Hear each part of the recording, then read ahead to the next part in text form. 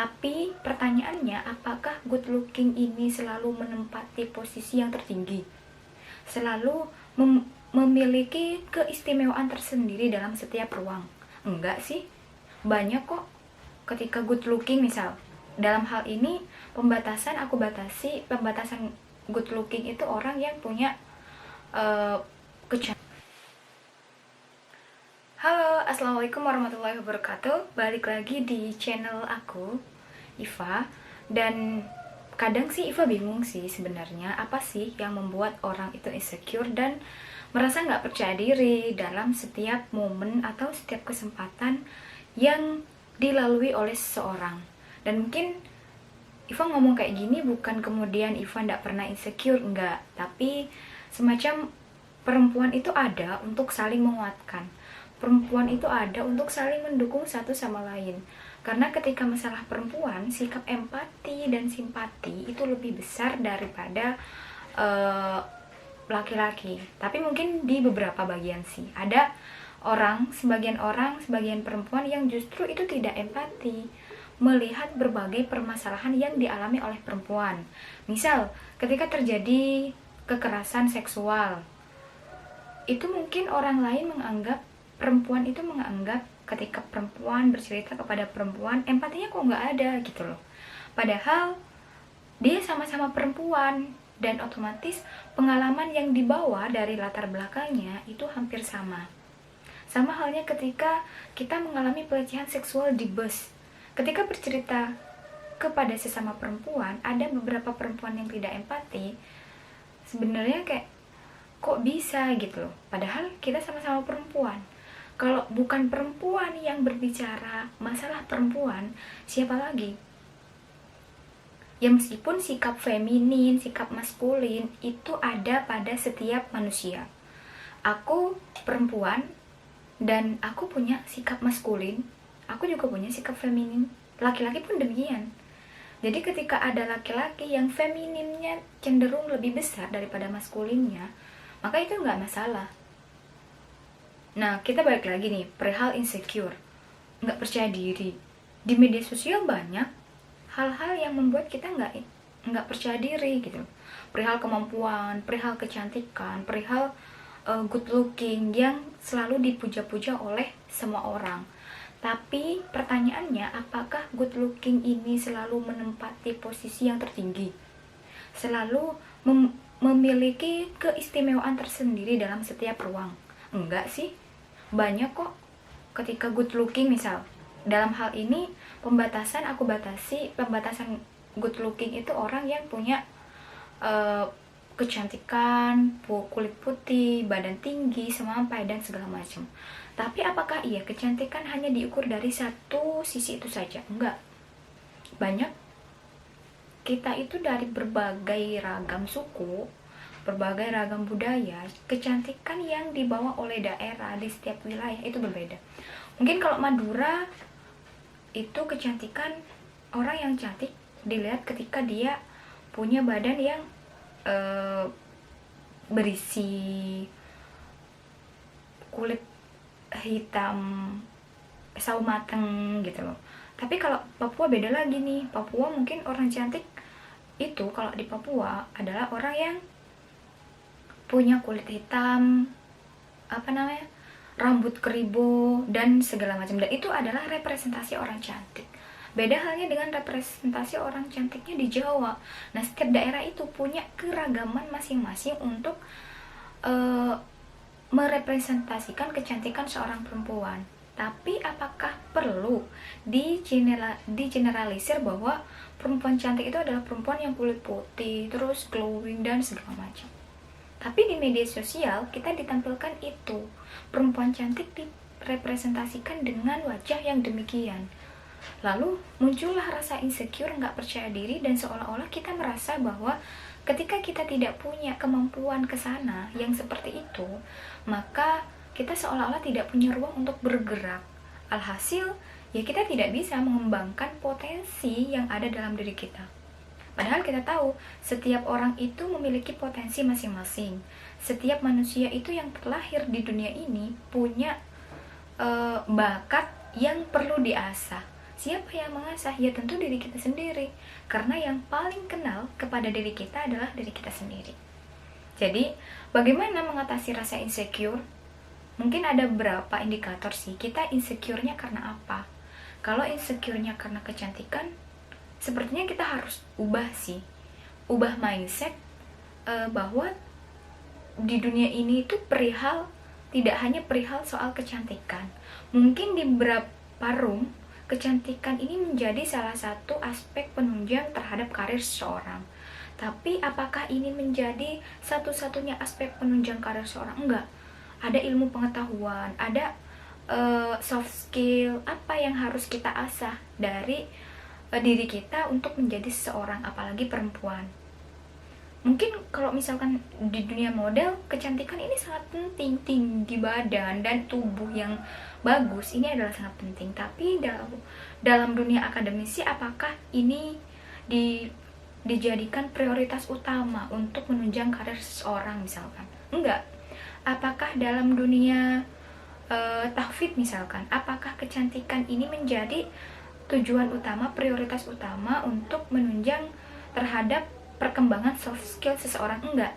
Tidak semua room good looking itu menjadi prioritas utama untuk menunjang karir seseorang. Makanya mindset yang perlu kita ubah untuk tidak selalu menggunakan kata good looking. Oh, saya nggak good looking, jadi ya saya nggak punya ruang gitu. Mindsetnya mungkin sekarang diubah. Saya punya potensi dan saya harus asah potensi itu. Entah kita membrandingkan diri kita sebagai misal public speaker, motivator, atau penulis, atau penyanyi, atau pemain musik, itu yang perlu kita asah.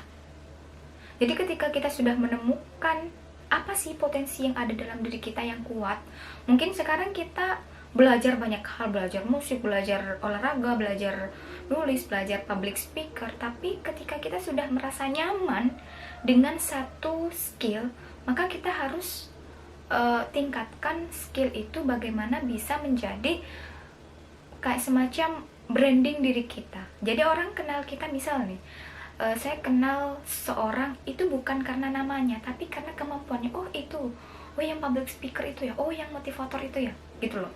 Jadi sesuatu hal yang luar biasa itu sebenarnya dari menjadi pemula. Kalau kita terus asah, maka itu akan menjadi luar biasa.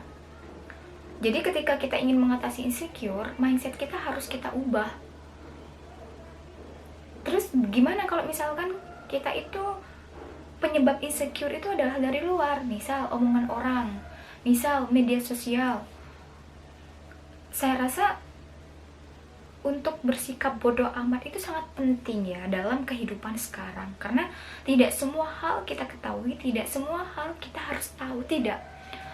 Pun kalau misalkan sahabat kita nggak cerita sama kita, nggak ada masalah. Nggak usah merasa, oh saya ini nggak berharga banget ya buat teman-teman. Kehadiran saya ini nggak merasa berharga gitu.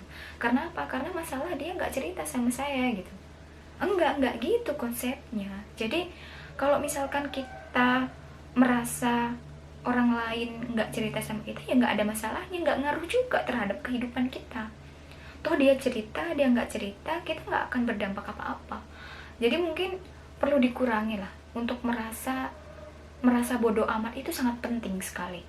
Tapi kalau misalkan orang lain yang menganggap bahwa kita insecure-nya karena mungkin orang lain ya yang membanding-bandingkan diri kita dengan perempuan lain, misalkan oh kamu tuh lebih hebat, dia tuh lebih hebat daripada kamu, kok kamu masih stagnan sih gitu. Padahal perjalanan setiap perempuan itu beda-beda. Bukan setiap perempuan sih, khususnya tuh lebih umum, setiap perempuan itu mengalami perjalanan yang berbeda-beda. Jadi ketika orang lain membandingkan diri kita dengan seseorang, ya itu tadi, sikap bodoh amat itu penting sekali untuk kita terapkan dalam kehidupan saat ini. Kalau orang lain yang menganggap bahwa kita dibanding-bandingkan, itu bagaimana, tergantung bagaimana cara kita menyikapi. Karena kita tidak bisa mengontrol orang lain, kita hanya bisa mengontrol diri kita sendiri untuk menghadapi orang lain. Tapi yang salah itu ketika kita yang membanding-bandingkan diri kita dengan orang lain. Misal, ketika kita lihat media sosial dengan berbagai ragam suguhan, oh ini cantik sekali dengan good looking, good attitude, pinter dan segala macam. Apa sih kekurangan dari orang ini gitu. Jadi ketika kita merasa insecure, saya rasa di media sosial nggak ada orang yang akan menampilkan kekurangannya. Misal, saya akan menampilkan apa yang saya miliki, apa potensi saya kepada orang-orang. Tidak mungkin kan misal saya akan menampilkan saya buruk, terus saya suka julid sama orang, nggak mungkin. Jadi yang ditampilkan di media sosial itu adalah hal-hal baik yang ada dalam diri seseorang. Makanya ketika kita merasa insecure, kita harus berpikir bahwa setiap orang itu punya kelebihan dan kekurangan. Itu yang harus kita pahami. Jadi sebagus apapun seseorang, dia pasti punya kekurangan. Meskipun kadarnya berbeda, mungkin kelebihannya dia lebih banyak daripada kita, terus kekurangannya kita lebih banyak daripada kelebihan kita. Tapi apakah kita mampu memaksimalkan kelebihan itu untuk menjadi hal yang sangat luar biasa? Itu yang harus kita lakukan. Jadi sikap insecure itu akan berkurang seiring kita mampu memahami bahwa kita juga punya kelebihan masing-masing dalam diri kita sendiri. Kita juga punya hak dan punya kewajiban untuk mengasah soft skill itu. Terlepas dari ketika orang beranggapan bahwa kita nggak biasa aja orangnya, terus nggak seperti dia atau nggak seperti mereka, perjalanannya stagnan, itu bodo amat. Kita harus bersikap seperti itu untuk kesehatan mental kita. Jadi ini hidup kita, ini hidup saya misalkan, ini hidup saya, dan tidak semua orang, tidak semua cacian misalkan, tidak semua kritik, tidak semua hal yang membuat, yang kita rasa membuat kesehatan mental kita terganggu itu harus kita masukkan.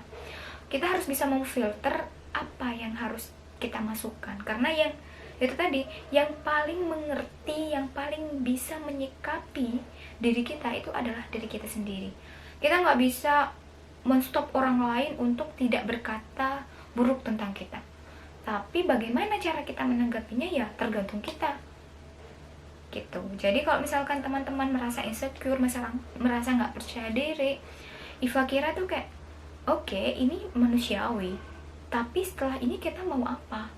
Apakah dengan sikap insecure ini membuat kita stagnan dan kemudian hanya melakukan hal-hal yang membuat kita nyaman? Misal nggak belajar, terus ya udahlah, lagi pula aku juga nggak punya ruang buat berkreasi. Jangan begitulah. Banyak sekali ruang yang bisa kita masukkan untuk mengasah kemampuan kita, apalagi dengan adanya media sosial, media teknologi yang begitu canggih. Kita bisa belajar dari manapun dan sampai kapanpun, terus di waktu seperti apapun, tergantung bagaimana cara kita memanage diri kita sendiri. Jadi kalau Eva pikir insecure boleh, tapi bersyukur itu harus. Dan kembali lagi, mengasah kemampuan untuk meningkatkan kualitas diri itu sangat penting dan harus dilakukan oleh